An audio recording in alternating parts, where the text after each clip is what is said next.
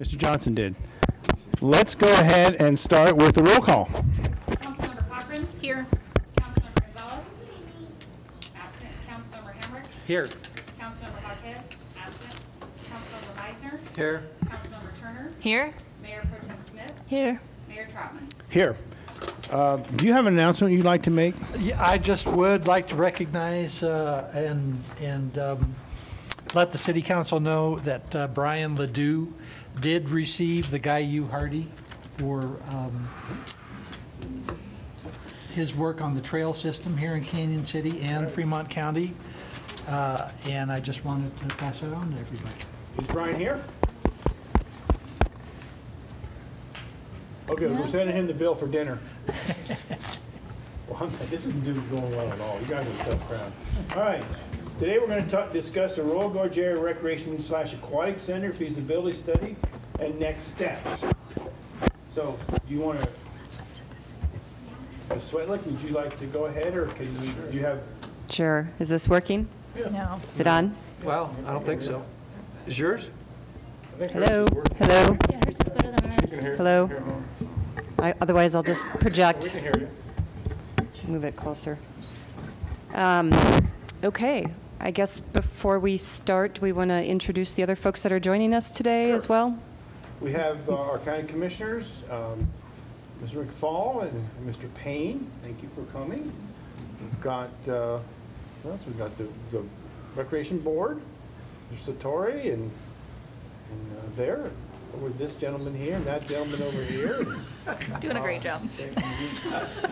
I know them. I've known since they're kids. I can't remember their last names. Welcome. Thanks for coming. Good to see you. Anybody else in the crowd that's notary? We have Rex out here watching. There's Rex. Okay. We can't hear you. No. Can you speak Not up? that we want to hear your president. Speak up a little bit, Preston. You're out of order. Okay. Let's go ahead and start, Keenan, and make this loud, I guess, as loud as we can. Okay. Sounds good. Can everybody hear me? All right. Fantastic. So today is basically a work session to talk about the Royal Gorge Area Recreation and Aquatics Center feasibility study that's been undergoing for the past year or so. And so this is not only a discussion primarily focused with City Council, but as the Mayor mentioned, we have County Commissioners and the Canyon City Area Recreation and Park District Board members in attendance as well. And then various staff from the entities are also in the house today. So the intent is to, hey. The intent is to walk through very briefly a summary of the overall feasibility study process. And then what we've done from the city's perspective is we've identified different options for construction and then different funding scenarios for those different options. So the focus today will be to walk through those and then basically open it up for discussion. So with that, I will begin. So these are the different components that we're going to walk through today, and I apologize for some folks in the audience. We're limited with, well, actually, I don't have a mic, or I could yell, so I could step back, but you might want to move over to that part of the room if you want to see the screen better. So we're going to walk through basically very quickly the needs assessment that was done as part of the feasibility study, talk a little bit about program identification, the site identification process, and then, as you can see, the enlarged font size really focus in more on the financial feasibility and funding options, and then have a discussion about next steps. So the whole purpose of the study was really two primary reasons. The first component was to undertake a needs assessment, really to identify whether a recreation and/or aquatic center is needed in the community.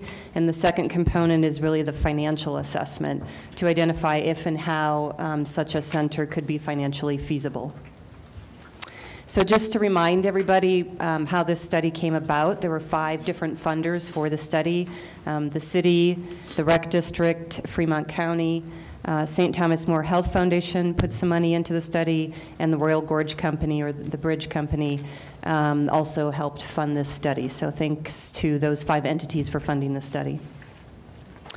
So the process really began in fall of winter of 2017. There was an RFP, request for proposals, issued, and through that process, Ballard King, and Jeff King is here today. Our consultant, and then OLC was the architect on the consultant team. We had a kickoff meeting in December of 2017. The needs assessment portion of the project took place generally between January and June of 2018. And then moving into the next steps, the site sketch plan and financial feasibility components occurred basically from July until November. And we held a third meeting, I believe it was, with the staff/stakeholder committee in late November of last year. So that committee comprised of city staff, city council members, citizen committee members, and are any of those, if the citizen committee members are here and want to raise their hands? So those folks participated as part of that staff stakeholder group. We had staff from the Rec District, the Golden Age Center was involved, Fremont County staff, and Fremont County Commissioner Payne was involved as well.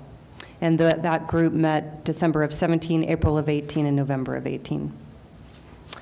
So the purpose, again, of this particular session is really providing staff direction on whether to continue with what would be considered pre-campaign, the public tasks that would be involved, including undertaking a detailed questionnaire survey to the general public to ascertain better indication of potential ballot issue success. So that's one of the first next steps. And we mentioned the additional folks that are in attendance today.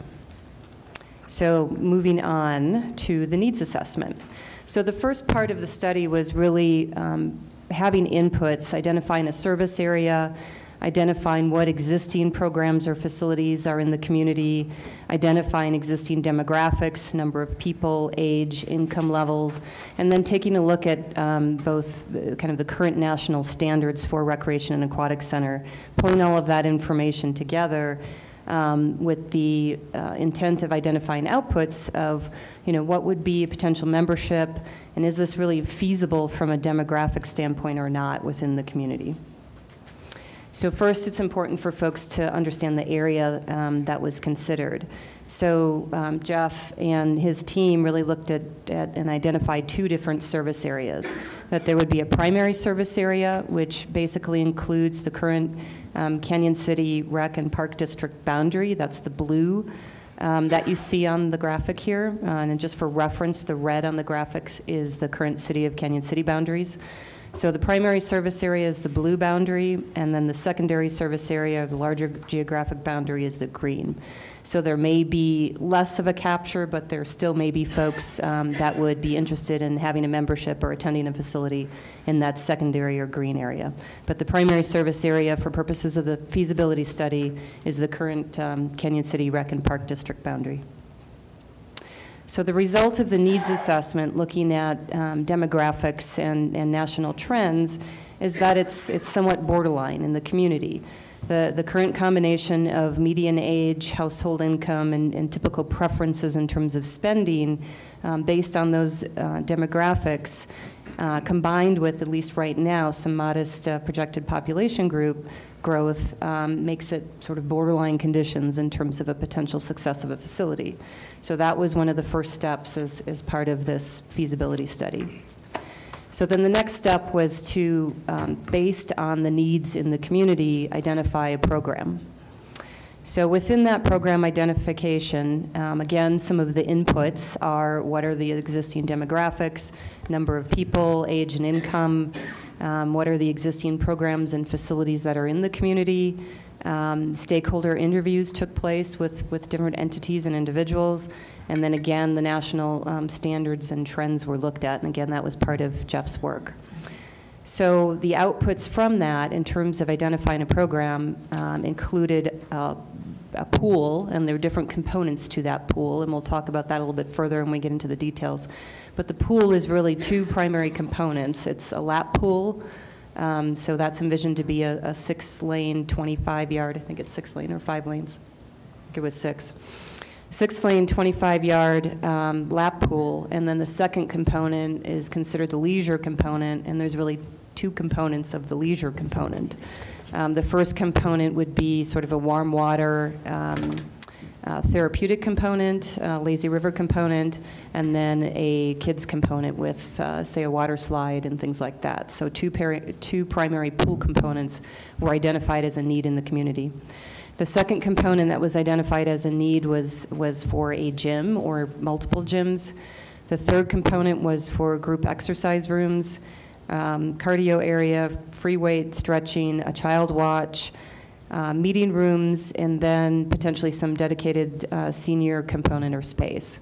So that was the program identification that then went into starting to crunch numbers. And from those outputs, the first step was identifying individual square footages for each of those components, and then compiling that together into a conceptual building, from which then we could get construction costs and the inputs to some of the numbers that you're going to see here today. So the third step was the site identification and sketch plan. So through the process, there were 14 sites that were evaluated. A majority of those sites were from a citizen committee list that was generated, and that actually had occurred prior to the consultant coming on board. We actually added a couple of sites to that list throughout the process, and that resulted in the 14 sites in total that were evaluated. As part of that, a minimum of 10 acres was identified as a need for the site, for the building, for the parking, for drainage. So basically, we needed to look for a viable minimum 10-acre site. So from that, a matrix and evaluation took place of the different sites, of all of the 14 different sites. The top 2 were identified from that. That ended up being some of the Oddfellows property within Canyon City, and then secondly, the Abbey lands that I think everybody is familiar with on US 50. We then reached out to an owner's representative of each of those sites, and that resulted in utilizing the Abbey lands for purposes of the feasibility study. So again, this is just a graphic identifying the purple dots indicate the 14 different site locations that were considered. As you can see, some were within City of Canyon City boundaries proper, and some were outside in the county. So moving back to the Abbey site. So the Abbey site obviously is a pretty large site. It's about 170-ish acres in total.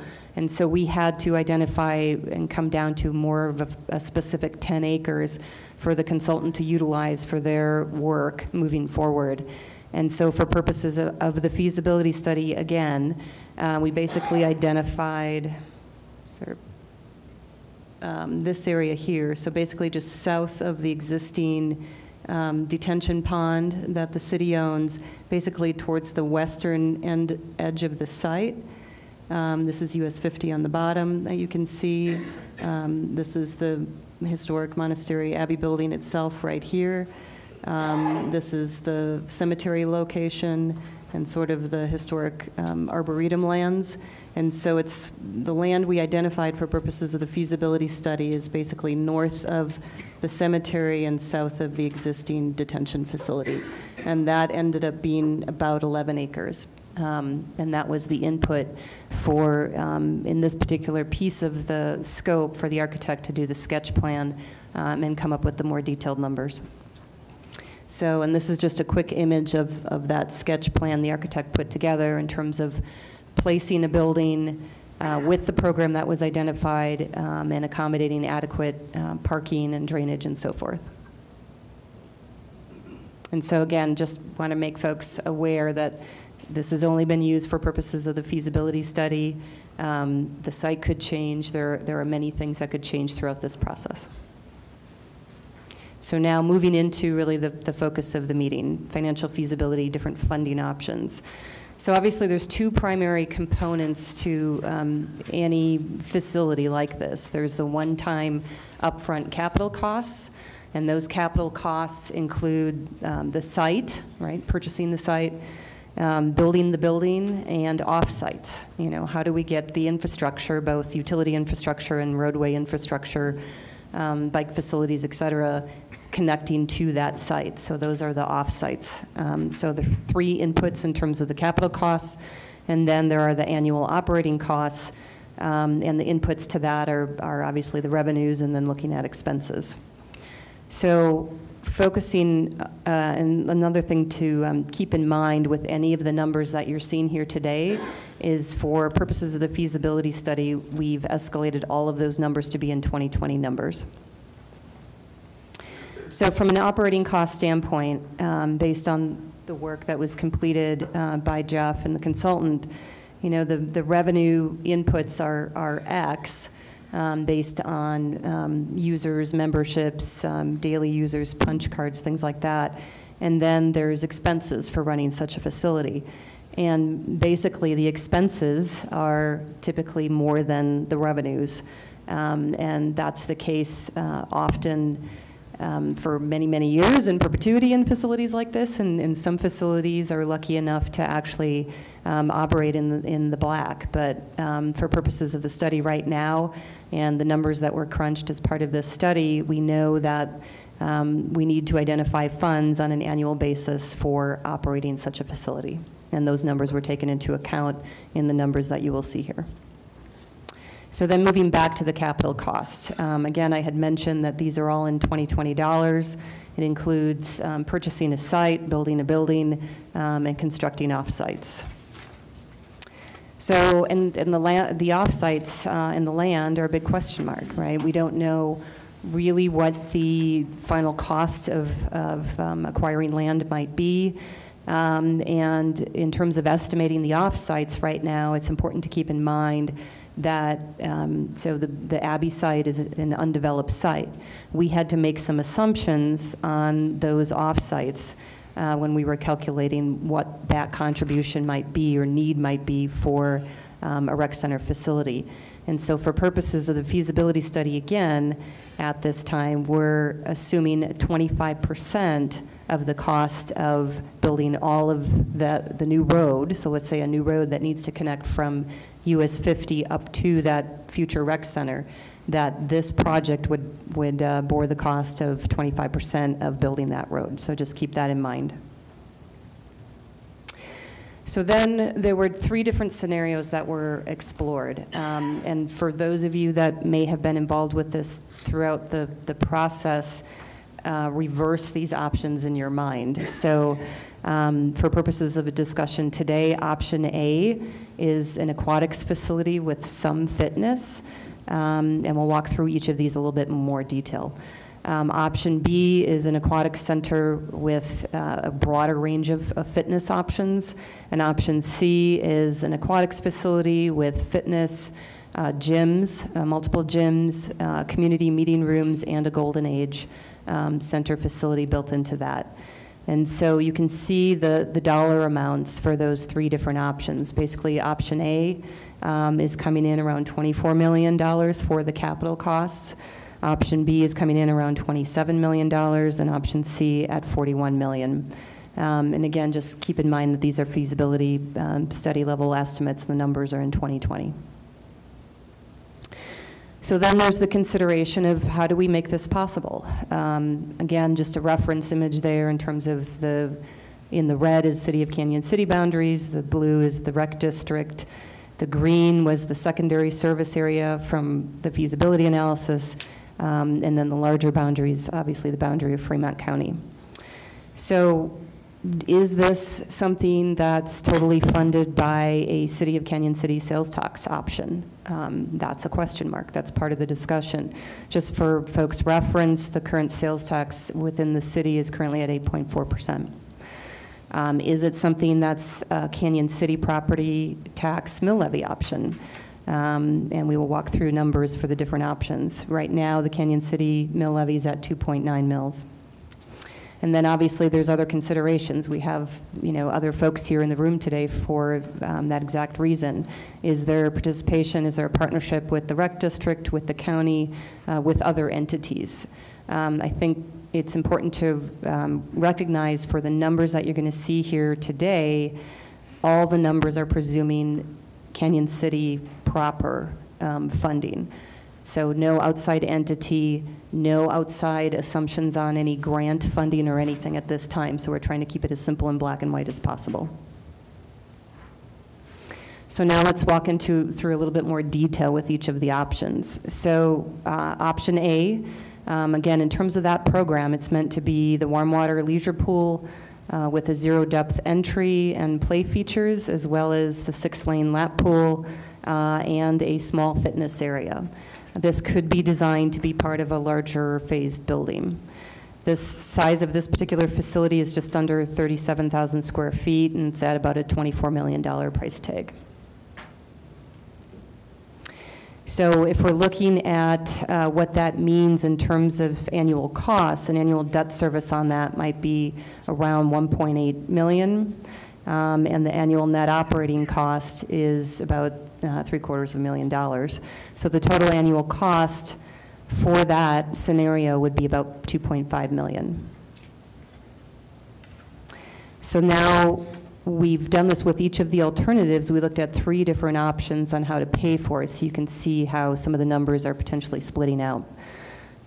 So alternative A, to pay for option A, if we're looking at a sales tax only option, that would result in approximately a 0.65% or cent sales tax increase, resulting in a total city sales tax component of 3.65%, or a total generation of sales tax, including county and state, at 9.05%. If secondarily we look at only a property tax option, that basically would need to be a 16 mil increase, and with the 2.9 mils currently, that would be 18.9 total. And what that means from a dollar standpoint is basically about $272 a year for the average $200,000 home within Canyon City. And that current amount with the 2.9 mil, that's rounded up, it's actually 2.889, but 2.9 for purposes of the numbers here today. Currently, folks, for that $200,000 house are paying about $41.76 to the city within their overall property taxes. And then from a commercial property standpoint, to keep sort of the apples to apples in terms of the value, for, again, every $200,000 of value of commercial property, that means just over $1,000 in property taxes for that particular property owner. And then thirdly, if we look at a hybrid sales tax with property tax, to fund option A, it's about a third sales tax increase and about 10.9 mils. So that results in about $157 per residential, and about $632 for each commercial building, $200,000 in value. Another way to look at this, try to get a little more contrast on the screen. Another way to look at it is, so the table that you can see on the left is basically showing the comparison. The first column is showing what's current, what a current residence is paying for their average $200,000 house. And again, that's about the $41.76. The middle column is showing if there was a property tax only, what they would be paying, and then the third column is showing the property tax component of a hybrid sales tax, property tax option there. And then the table on the right is showing the same series of numbers for commercial property. And again, we're using a $200,000 property to show all of the comparisons.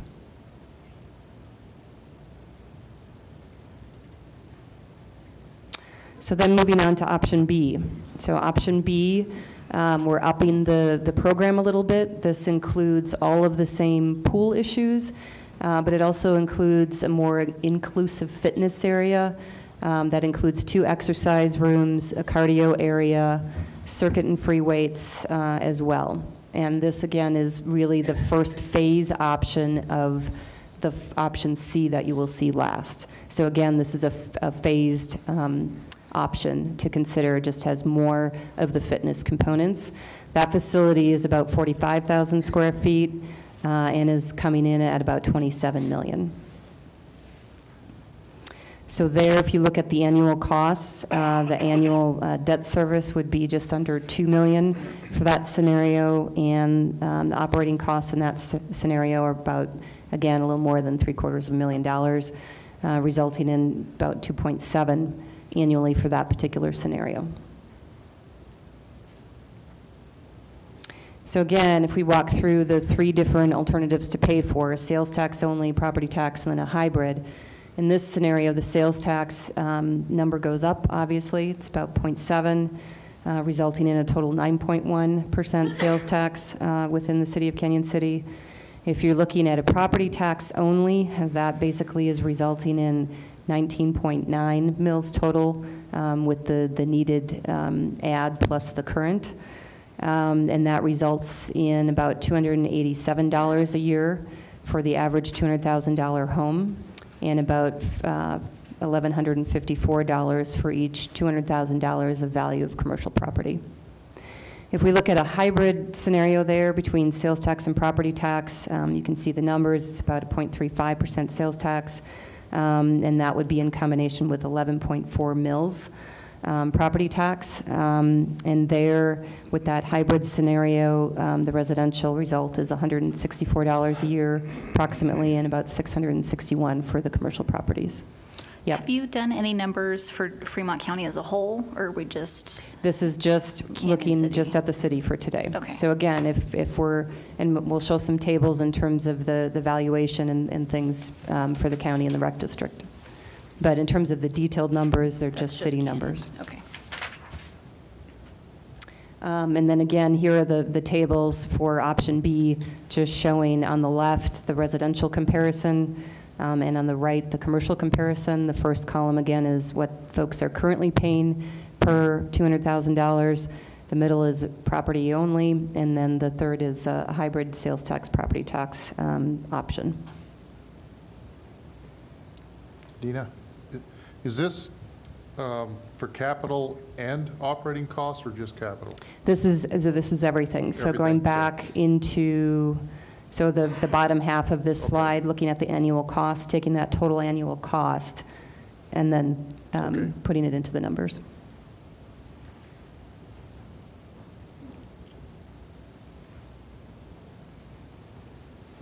So then the third option is basically the large facility, the largest facility.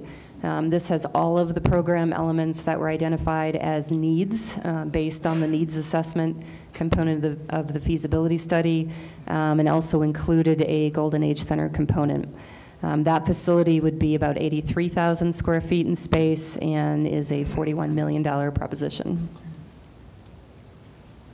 So looking at that in terms of the annual costs, annual debt service there would be a little over $3 million, and the net operating costs just under $1 million for that scenario. So the total annual cost is about $4 million in that particular scenario. So looking at how to pay for that, again, going through the three different alternatives. If we're looking at sales tax only, it would be more than a 1% increase in sales tax. Looking at property tax only, you're basically looking at asking for 25 mils for property tax, resulting in a little over $400 a year for the average $200,000 house, and about $1,168 for commercial property. If you're looking at a hybrid option there, you could do a half-cent sales tax increase in combination with about, typo there, 14.9 total mils. And then looking at those in terms of the tables, again, on the left is the residential comparison, where folks currently are paying just under $42 a year. To build the full facility would be over $400 a year total between the current and additional to pay for that. And then the hybrid scenario would be about $215 a year. And then in terms of the commercial properties that are currently paying about $168 per $200,000 worth of valuation, for that full ask on property, it would be about $1,618 per year, and with a hybrid scenario, about $864.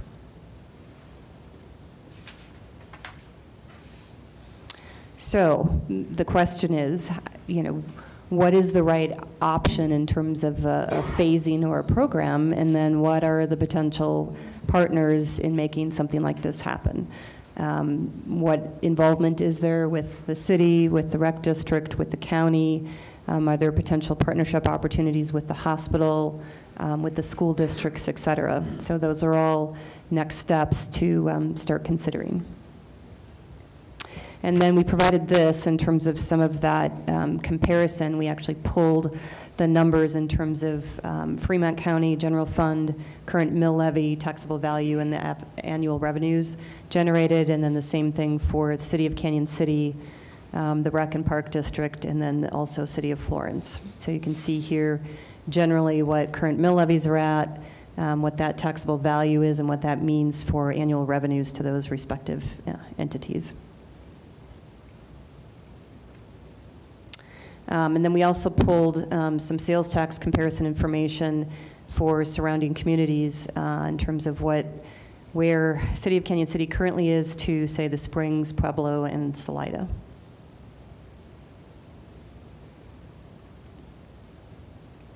And then just a reminder for some folks, some of the past 3 years citizen survey results.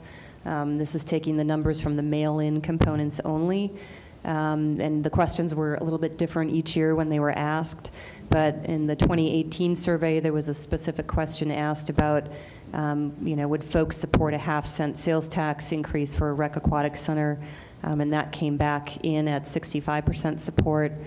The prior year to that, in 2017, the question was funding for a new rec center with public-private partnerships and using a tax increase.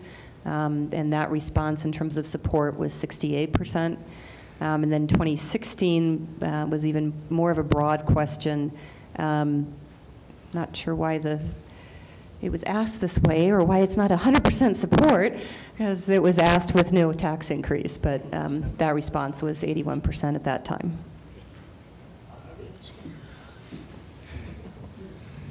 So in summary, basically from a needs assessment standpoint, the needs were clearly identified as there. The viability from a demographic standpoint came in borderline as part of the feasibility study.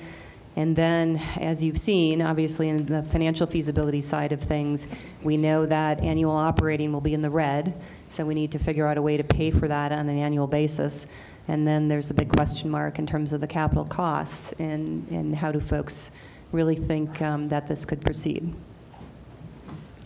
So some of the next steps are identifying survey questions and releasing a survey, carrying out some focus group discussions, completing site tours of other facilities so folks can get a sense of what those look like in different locations, fine-tuning the financial analysis, and ideally that's based on a preferred option to move forward with, and then continuing discussions on partnerships and timing. So I think that's all. So with that, I will open it up.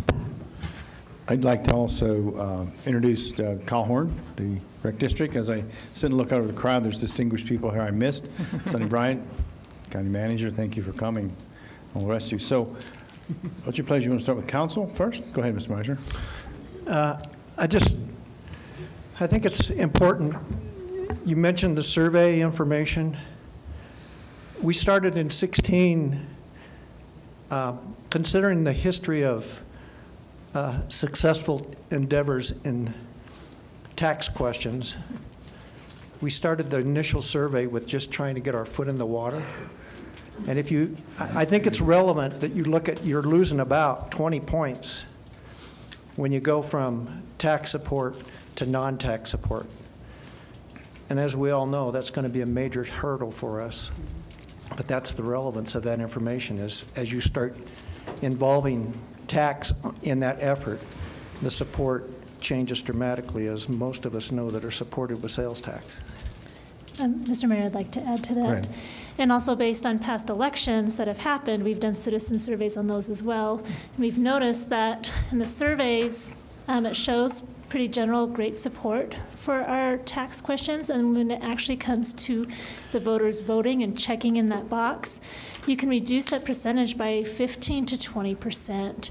And so if you look at, so we need to be really careful as we move forward, because already with a half-cent sales tax increase in 2018, they said 65% would support that. But if you take away that 15 to 20% when it actually comes to vote, again, we're at a borderline successful election. Thank you. Anyone else on council?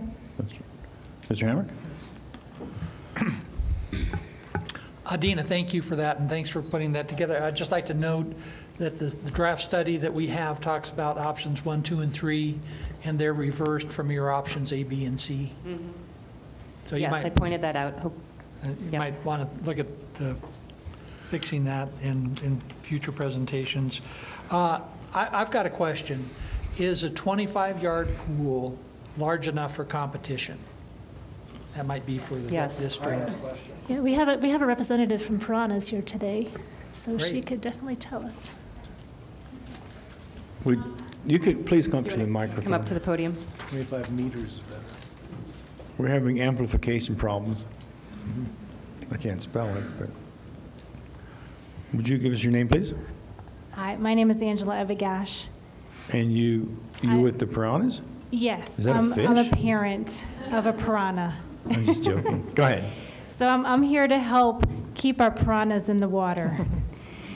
A regulation-sized pool would need to be a 25-yard or meter pool. As I understand, a 25-meter is longer, and that's what our current pool is. A yard pool would justify for competition, but it may need to be a 25-meter pool for all types of competition. But I'm not certain about that, unfortunately, I'm sorry.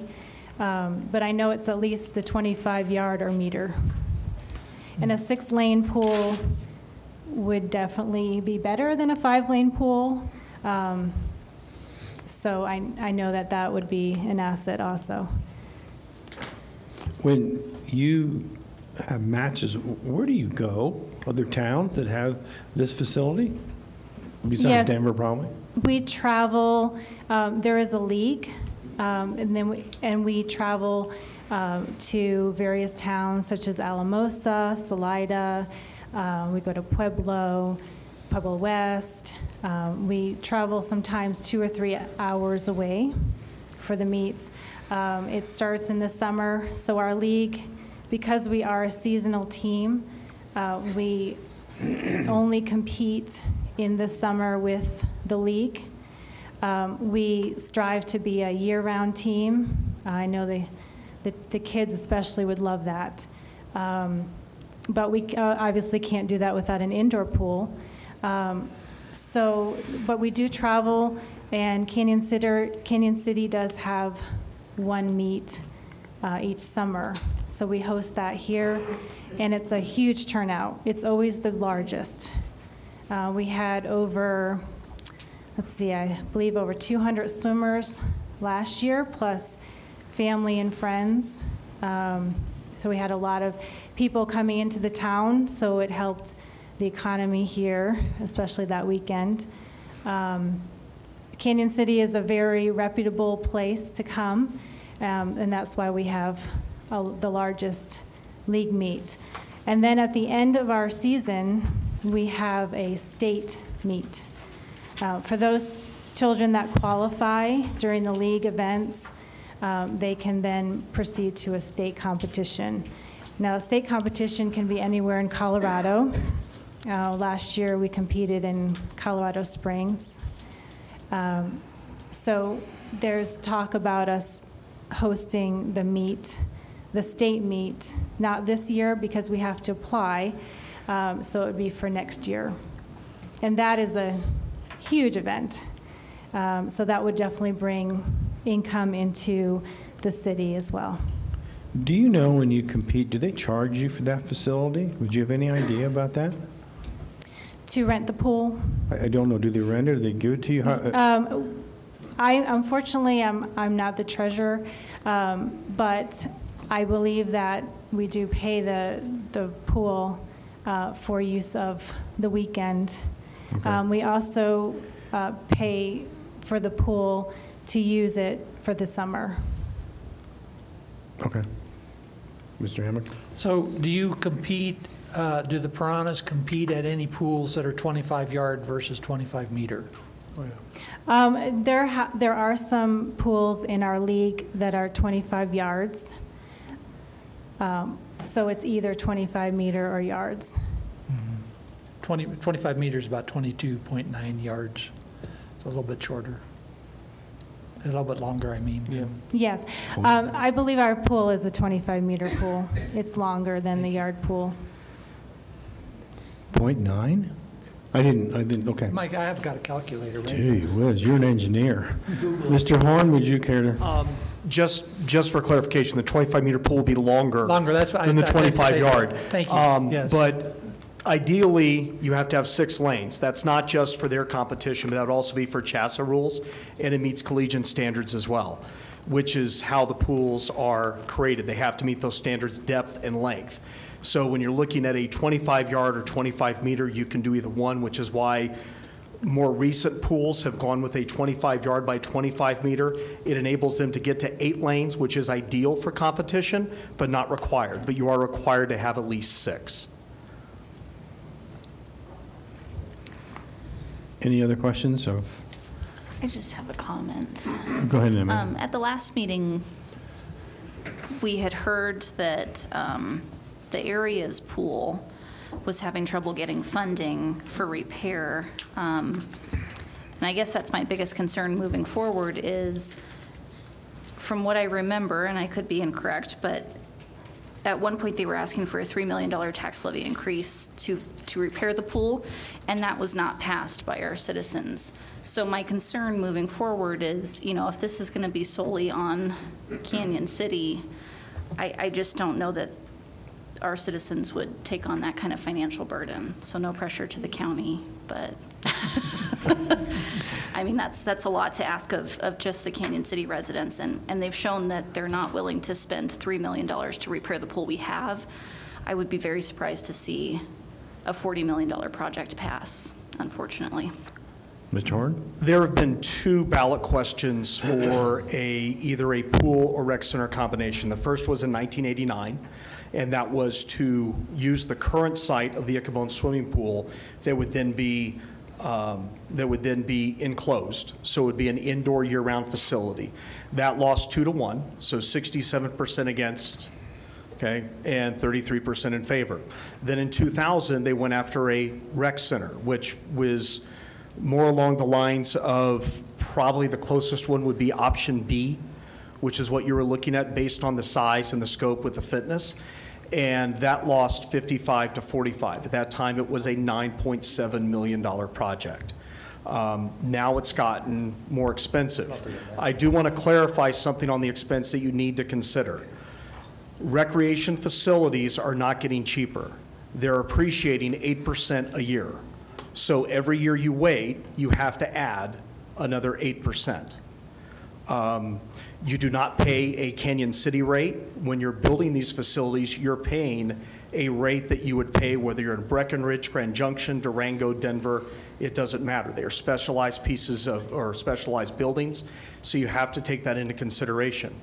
The ones that have been recently done, if you add 8%, you get very close to what the total is now to the numbers that you saw on the board. So the question is, if not now, if you say, well, maybe the economic climate will be better in another 3-4 years, that's fine. Now you're looking at a $50 million project. So you have to consider timing and everything else. But the votes did get closer. It went from 67-33 to then 55-45, and that was in 2000. So there have been 2 other issues. As far as the rec district pool, we have not gone before the voters at any point in the last 17 years to try to get increased funding for the pool. We're simply using our budget to do that, and the board has done everything that they can to their credit, to keep the pool open, knowing that we're operating on a shoestring budget and a facility that is 53 years old. So that's kind of where we're at on that situation. And just a quick question.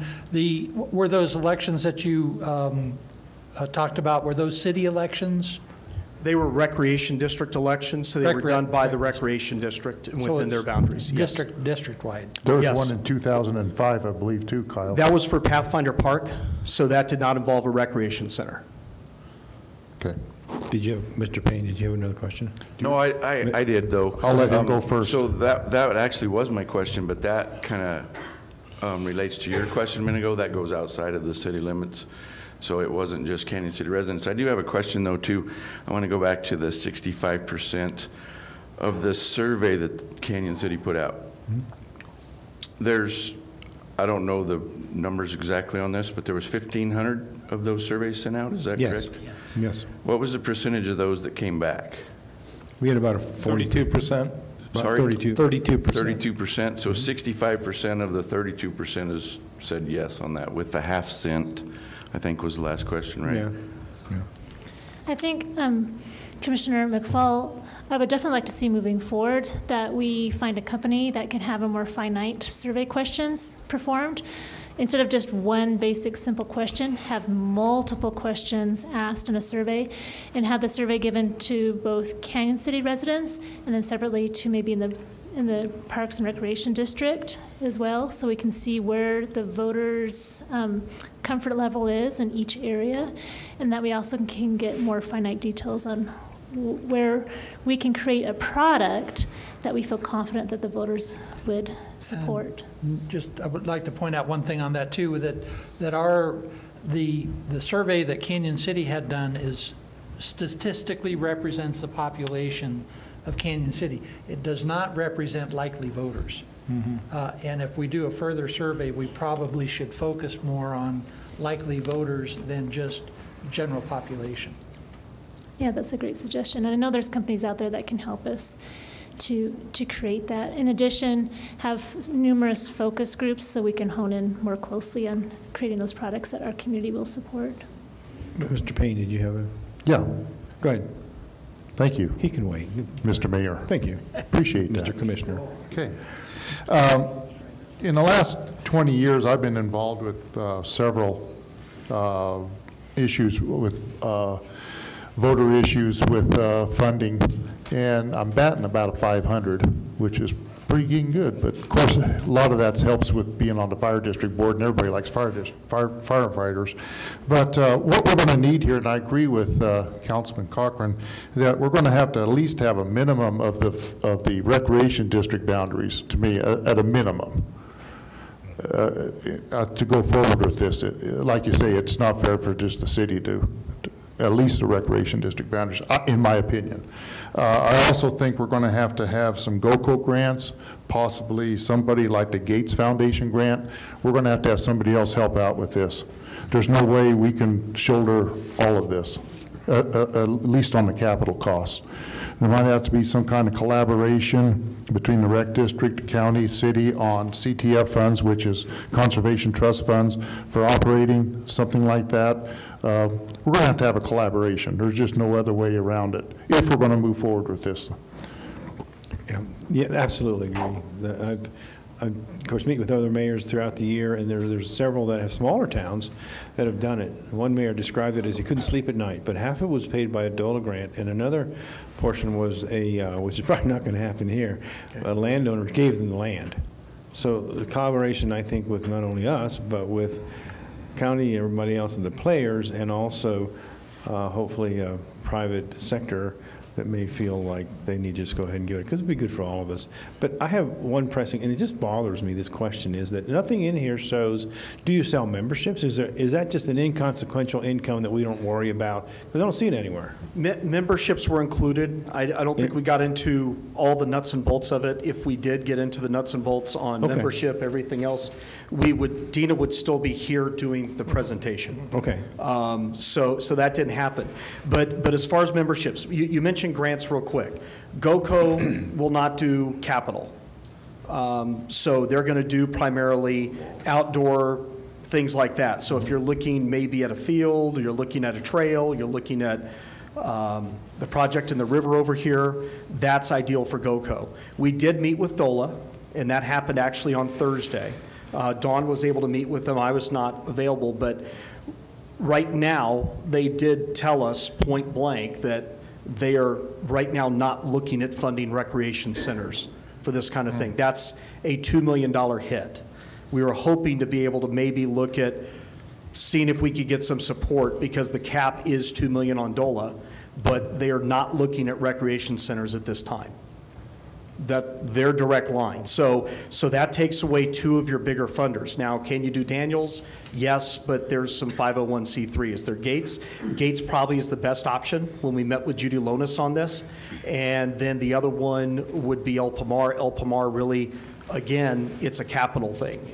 Most of them are not doing capital projects, which is why just about every rec center that's been done recently, yes, there are some grants to help with some offsites such as DOLA, some other items, but most of them are funded primarily either with a combination of donations and then a minimum of probably somewhere around the neighborhood of 80, 90% taxpayer.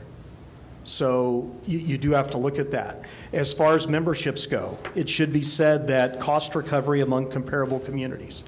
So these are places that have rec centers. Fraser Valley, they have 94% cost recovery. Fruta, 89%, Durango, 90%, Gypsum, 98%. Montrose is over 100%.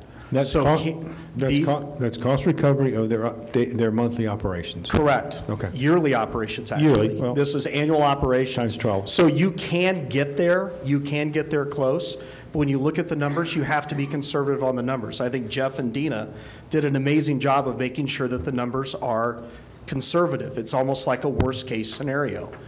If we did the pie in the sky and say, no, we can be exactly like Montrose and have over 100% cost recovery, nobody in this community would believe us. Could we get there? Maybe. Will we? The odds probably against it, but it just shows you in other communities you can get there. It's just a matter of how long it takes to make that happen. I think in Montrose as a point, they did a collaboration for their funding. They did a sales tax. I believe it was just a 0.3% sales tax. That is correct. That was for capital, but their maintenance was completely out of their Parks and Recreation District, their special district, their budget. There was no sales tax. Correct. And when you look at their budget right now, it's a little over $4 million. The rec district here, when you add up all our funds, we're 1.7.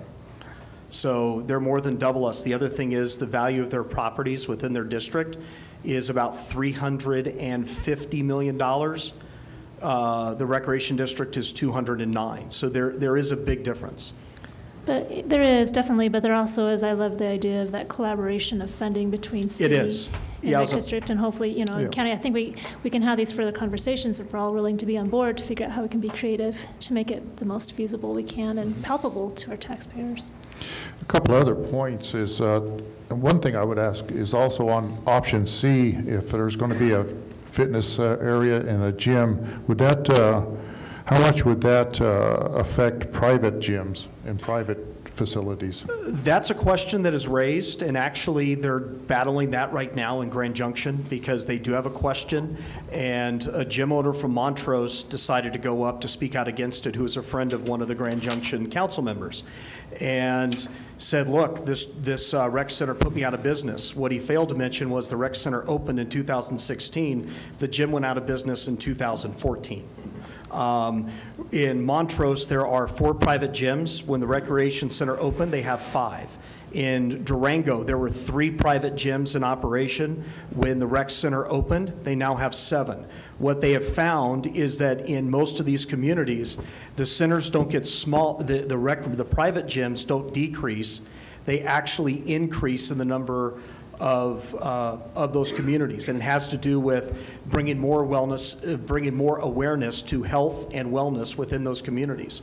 So the opposite is actually true. Yeah, and Just to add to that, and this goes to an earlier question, so in your packets on page 75 of the Ballard King report shows you the different assumptions in terms of daily passes, family passes, et cetera, for the different options.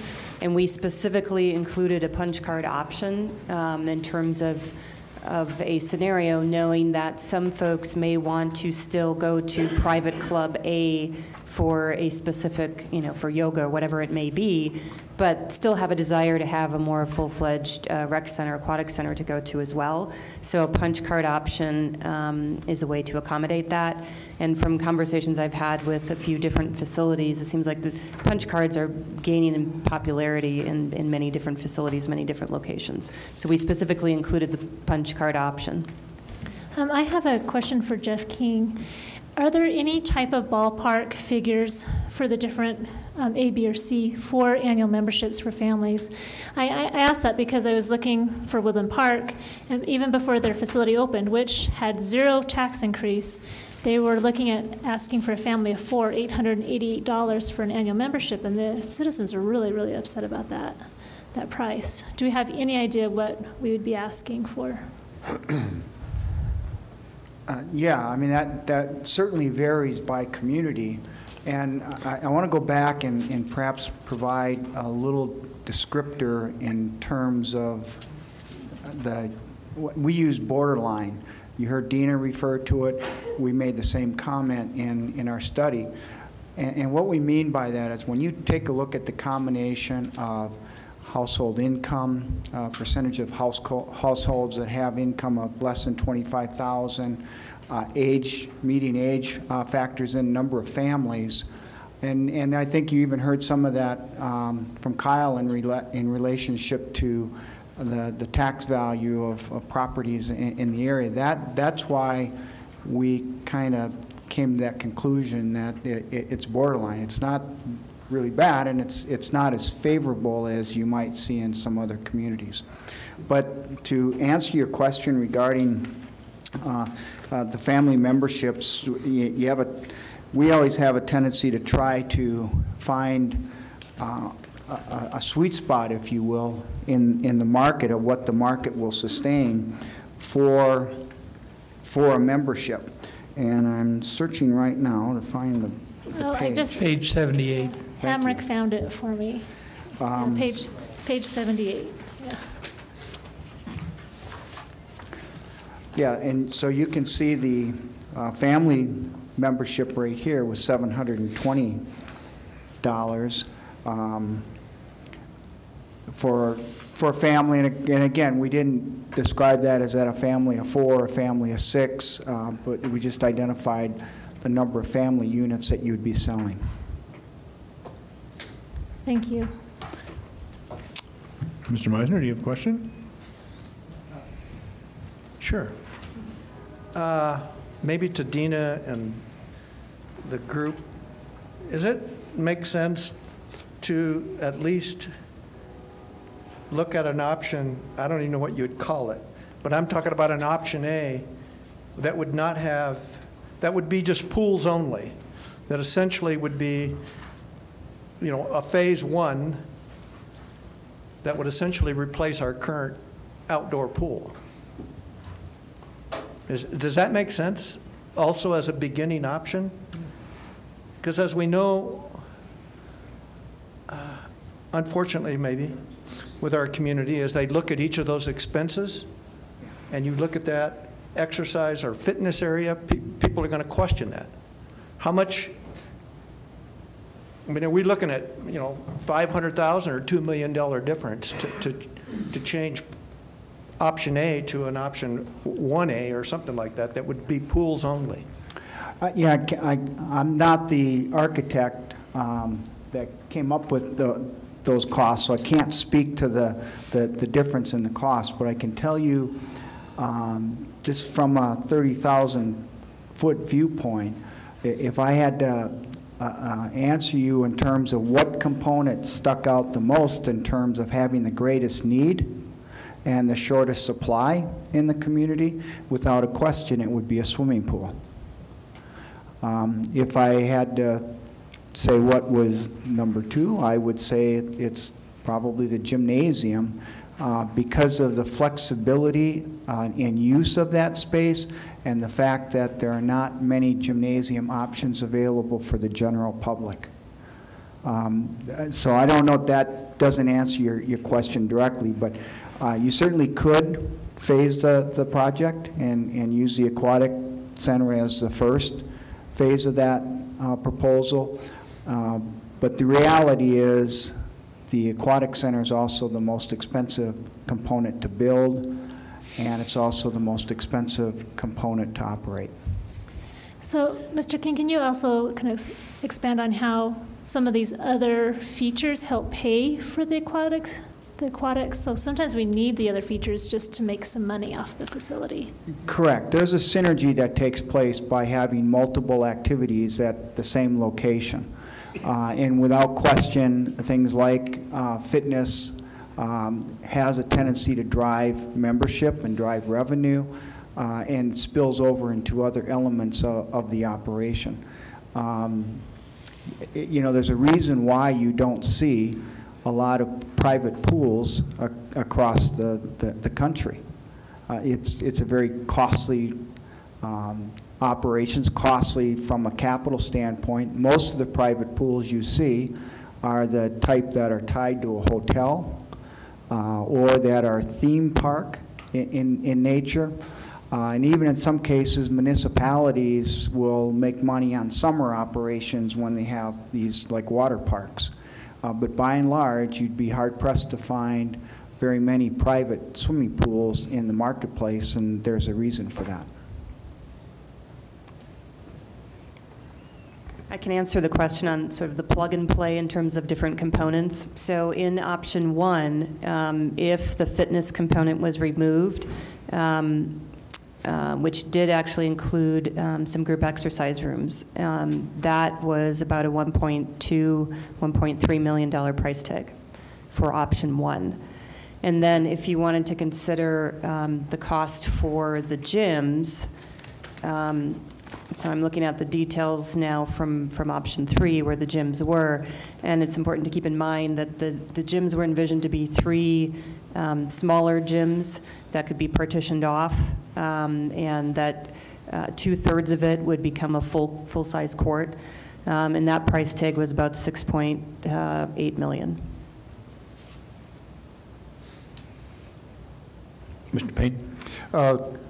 And I'll switch gears here just real quick and just let council know, and also the board members of the Recreation District, the county commissioners are pretty much committed to build out of Pathfinder Park for our 4-H kids and move our county fair down there. In fact, Commissioner McFall will be heading that up, and that's going to be one of the things he's going to be taking on. But just let you guys know, we spoke with DOLA about DOLA grants.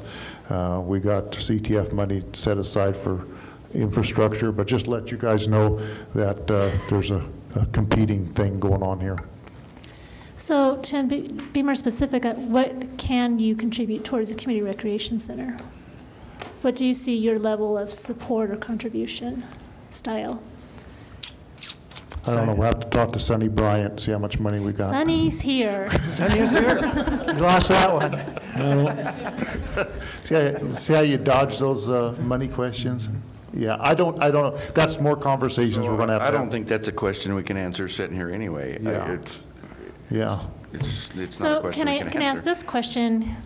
Could we collaborate on funding to have this citizen survey, a more comprehensive citizen survey that could give us a lot more answers? Where I was going with that survey a while ago, you had less than 500 people, and only 65% of those people responded positively It's back still to that. scientifically accurate. It's not very many people per capita. It's still considered It is. scientifically sound. You do national surveys with 1,000 people. How much do those and surveys be cost? within 3 to 4% of accuracy.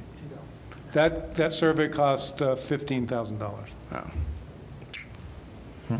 But if we all pulled funds together, The Recreation District has allocated funds to continue with this project for this year.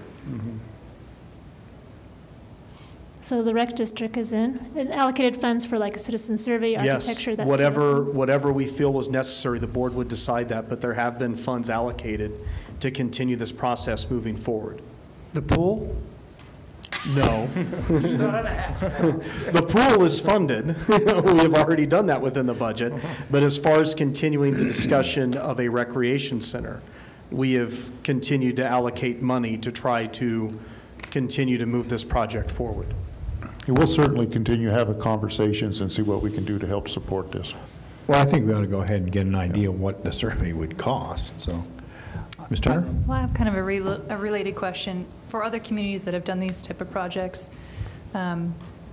if the folks in the city and the folks in the rec district are surveyed and would be the taxpayer that would fund it, how do you do membership cost differentiation then for someone who might live in the county that hasn't contributed, but folks who then have lived in the city or the rec district? Yeah, do you have tiered pricing? Yeah, it's not uncommon to have a tiered pricing structure of residents versus non-residents, or in-district versus out-of-district. So that's not uncommon. Do you know what the gap is between those two typically? We usually, 50%. From our perspective, we recommend that gap not be more than 25%, because if it gets much higher than that, it becomes a disincentive.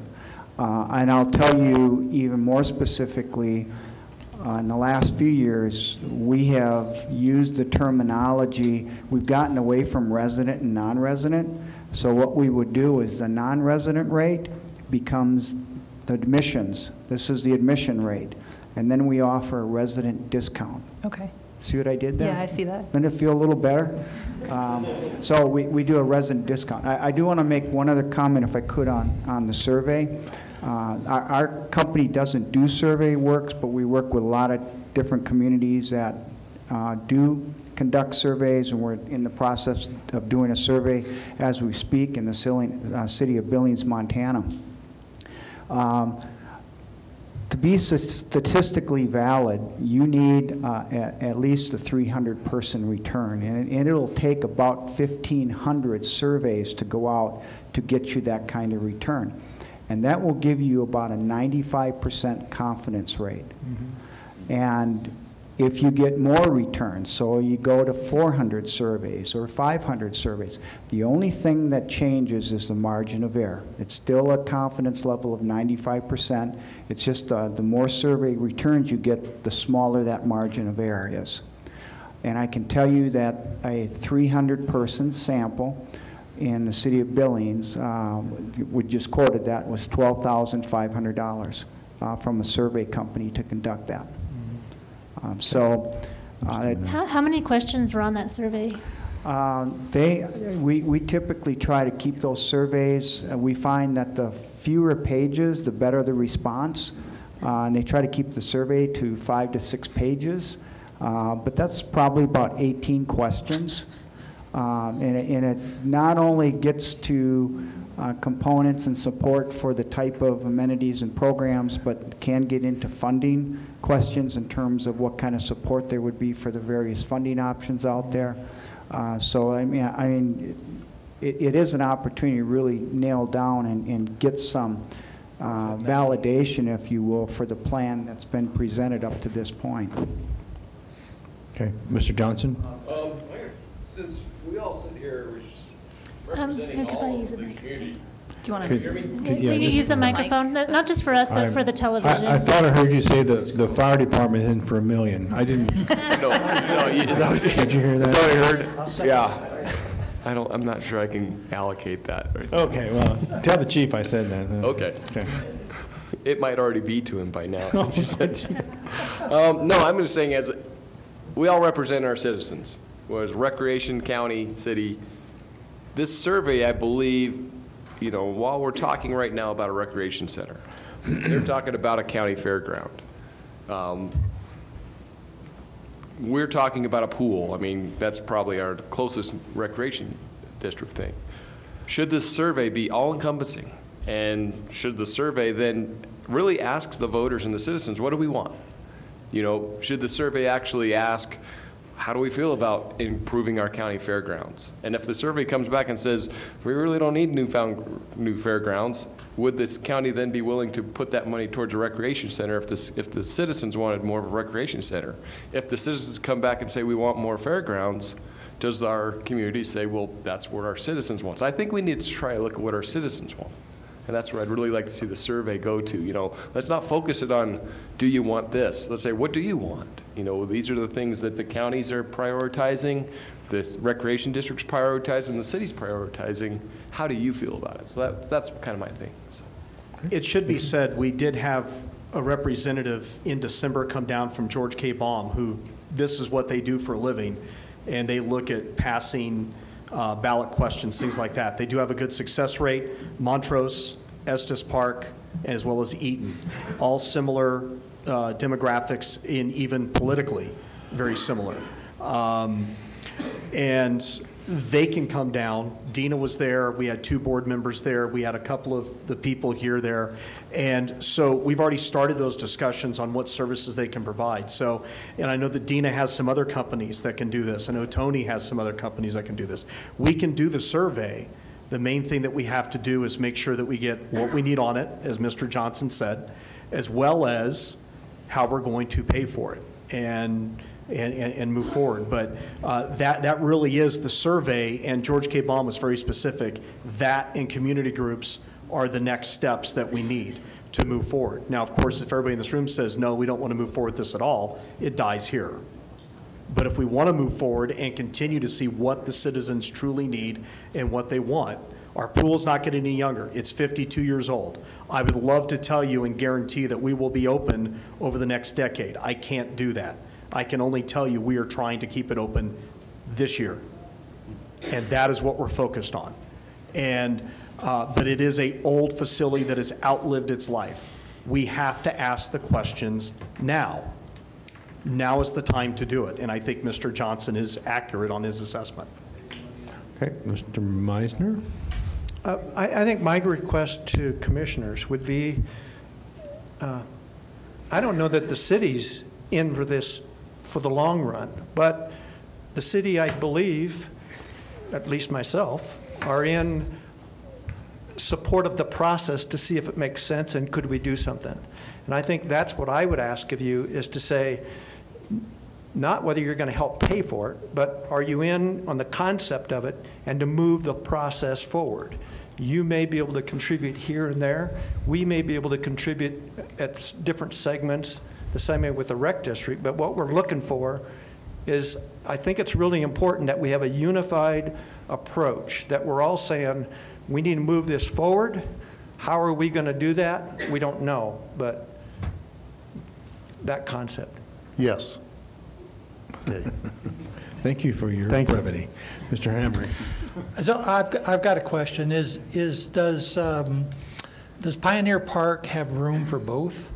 I mean, Commissioner McFall, how does the memorial Pathfinder Park? Pathfinder Park, thank you. I mean, how does the Dwayne McFall Memorial Pool and Rodeo Ground sound? You know? No, we don't want that, because I'm still here. So I'm going to be here for a while. But yes, there is room for both there, too.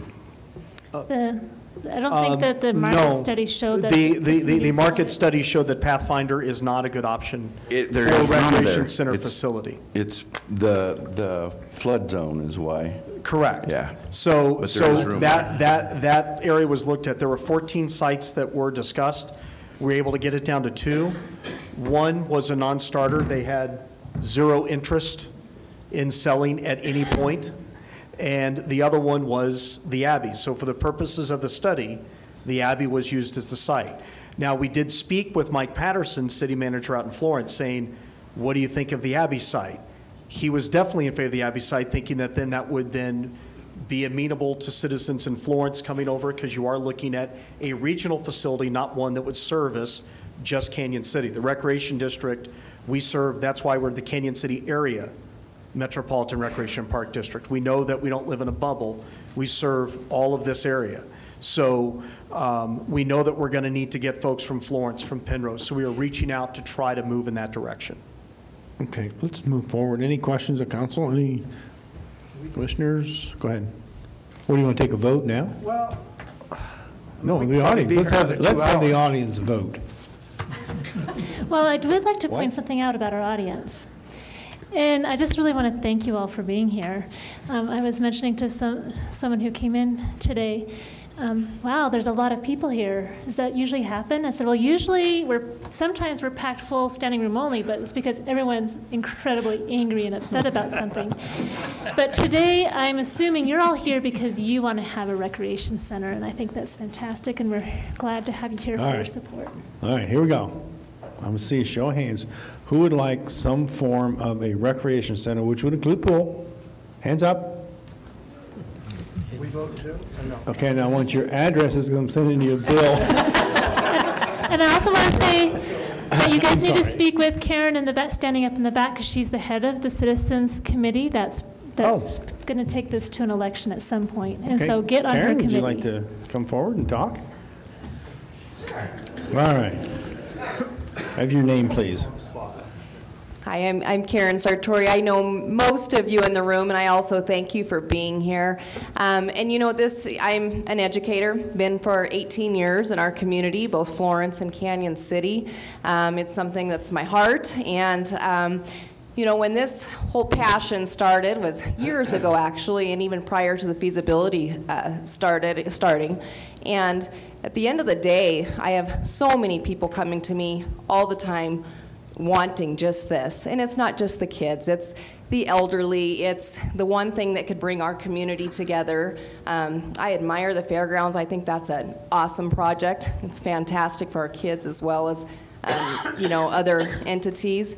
But I do believe a rec center would be something that this whole community could be proud of. I think that it would pull people together. It would be something that would attract people to this community. And I don't know that I'm the head of the committee. There's lots of people here that have been just as involved as me, and really coming from not wanting anything out of it but to better our community, to attract people, to give kids something to do besides drugs and, you know, hanging out at the parks and you know. And playing hide and seek at Walmart on Friday night. Playing hide and seek at Walmart. Actually had a group of kids come to me just this week wanting to do a community project around just this, not knowing I was involved, and said, can we, you know, we want to do this presentation, we need this in our community. And I said, I have just the place for you to get involved.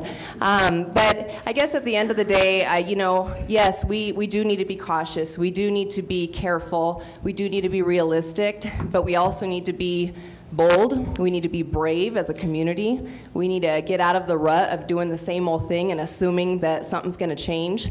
It takes people willing to take a step out, take a chance, not say we did this 20 years ago and it didn't work. No, this community is different than it is 20 years ago, and it's going to be positively different if we go forward and start embracing these positive things for our community. So, you know, we did a really quick couple years ago, just a survey on Facebook. Over 500 people responded within 24 hours saying, yes, we want this. No, there wasn't the tax amount, there wasn't, you know, all of the complications, but is this wanted and needed in our community?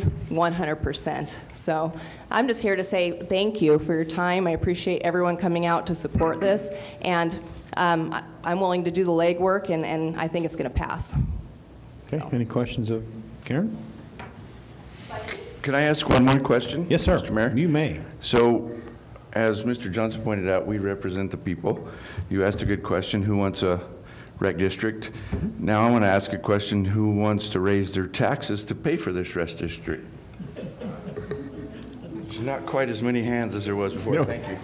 Actually, every single hand went up, There was some here. just for TV purposes. That's a good question. When you want it, they say yes, and if you want to pay for it, they say no. I don't know. We are trying to look for free. Free doesn't exist. Yes, Mr. Meyer. I just remind everybody in this room that this is probably the most enthusiastic group in the city for a rec center. And we need to keep in mind that all of our friends and associates are probably not as enthusiastic about this as we are. And we just need to keep that in mind so that we don't get any misconceptions about the level of support. It will be a challenge to get this whole process passed. And if it's going to happen, the people in this room, on this side and on that side, are the people that are going to get it done. Yeah. Absolutely, and that's right. When you have people reaching out to me over the last 2 years, how can I help? What can I do? This needs to get done. That's a level of enthusiasm and excitement that we don't often see with separate projects. We are known for starting up this over here and this over here and this over here and it fizzling out, because in a town this size, we have to collaborate, we have to pull together, and we have to put it under one umbrella. We talk about the facility, but it's also the programming that a recreation center brings, okay? That's what improves a community. It's the offerings for the elderly, for families, for kids. That's where you're going to see a change in community. The pool is great. That's the attraction, but it really is in the programs we develop and, the positive change it brings to a community. Okay.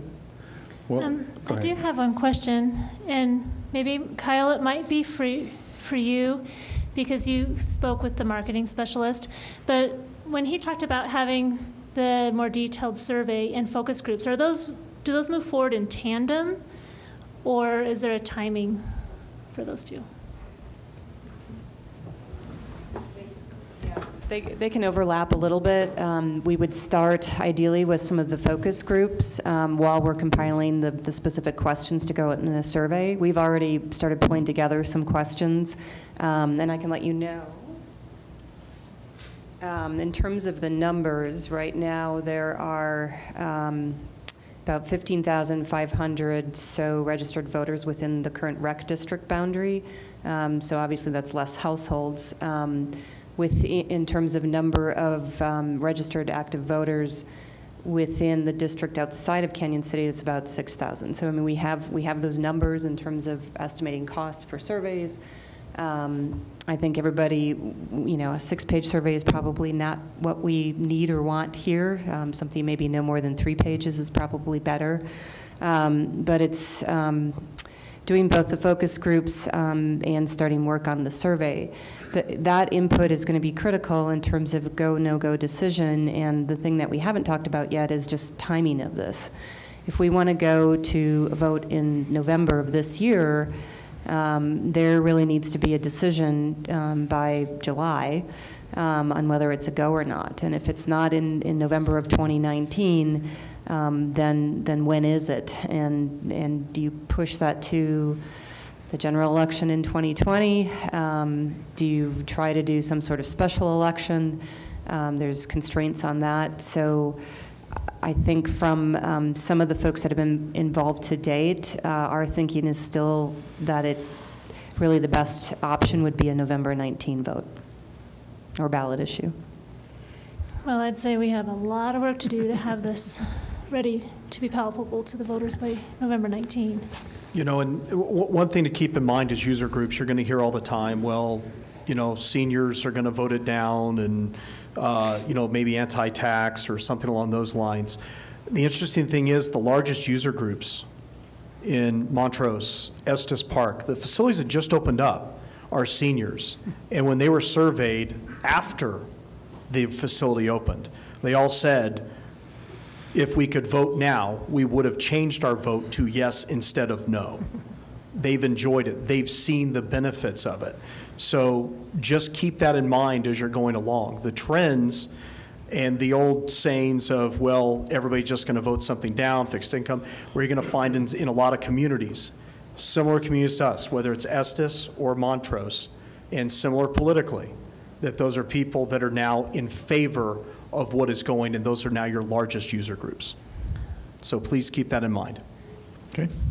Mr. Meisner? Just quickly, Dina or whomever, I would at least ask that, it kind of like in lines with Mr. McFall's maybe direction, any surveys that we do, I would ask that those are only sent to registered voters. Is that practical? I mean, we've got that option, right? Yeah. Yeah, the numbers that I just provided to you, we've received that information actually today from George K. Bond. So they gave us who the registered voters are, and those numbers within the city of Canyon City and then within the larger rec district to start with. More importantly, as John had indicated, send them to likely voters, not just registered voters, likely voters, who has a history of voting in the last 10 years.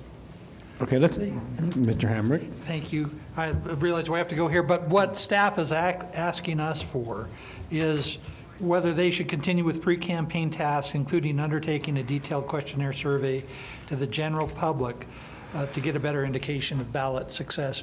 And what I would say about that is if we want this to go together, us being the city, the county, and the recreation district, what we need is a working group that is not just city staff, but it would include staff from the county, someone from the rec district, to participate in what I think that we're likely to approve up here tonight. And I would like to take that into a plan of action and say that committee and that group start organizing focus groups, and then we'll go from there and get going on a citizen survey pretty soon too. Well, likely voter survey. Sooner than later. And Okay. As a Canyon City member, I'm council member, I'd like to commit funds for that survey. Okay. Who's going to do that? Dina? We can decide on that. I mean, I think the city is definitely willing to lead that process. I mean, if there's a partnership and money coming in from the rec district for that survey, similar to the feasibility study, we're happy to take the lead on that and be the portal. Is that agreeable to everybody, or do you want to take the lead on it, or what? Because we need to do something. We need to go forward here. No, you guys can take the lead on that, and we'll have the conversation about helping out with that. And also who you might designate to Yeah, be on that. we'll also have to that represent you. conversation. Yeah. Same way with Kyle. You do the same thing. Who you're going to? Probably you, and since Mr. Johnson spoke up, put him on it. No, but. Okay, so we need bodies, we need an agreement on the money, and those are the two things we need to get going. The good news is we have the bodies portion. I think that there's been money allocated. My guess is, I'm not sure. I'd have to ask Dina and Tony if money was allocated within the budget for the city for this. I can tell you it was for the rec district. And then the group, by the way, and people are wondering, not everybody that's involved in this process, as Jim mentioned, they're not here. There's over 100 members that Karen is working with, and not all of them are here today. So there is already a group ready to go. It's just a matter of, can we get the money going and get the group started? They've even got logo options, names, they even have a treasurer. They're ready to go. Would that group be the appropriate one to take the lead in organizing focus groups with city staff? No, that would have to go through us. They're going to be the lead as far as going out and soliciting and working with, going out in the community, looking for partners to come in and help out with the project, getting the campaign message out, the focus groups, things like that. But they have to still be organized with us. It is a cooperative deal. It is not just the group alone. It is everybody in this room, all organizations working together with that focus group. So who's going to take the lead on focus groups? I think it'd be part of the process of getting the three entities together, and we'll develop an action plan. Okay. Mm-hmm. Okay, All right, you got let's 2 do it. weeks. After tomorrow. You can do that. Karen would just have it done by tomorrow, so I can just put Karen on that. Okay. I'll wait for your call by Friday. Really, let's move forward quickly because we need to. I want a swimming pool. Any other questions? Anybody else like to comment? If not, we're going to adjourn. What? Let's adjourn. Thank you all for coming. I really appreciate that. Yeah.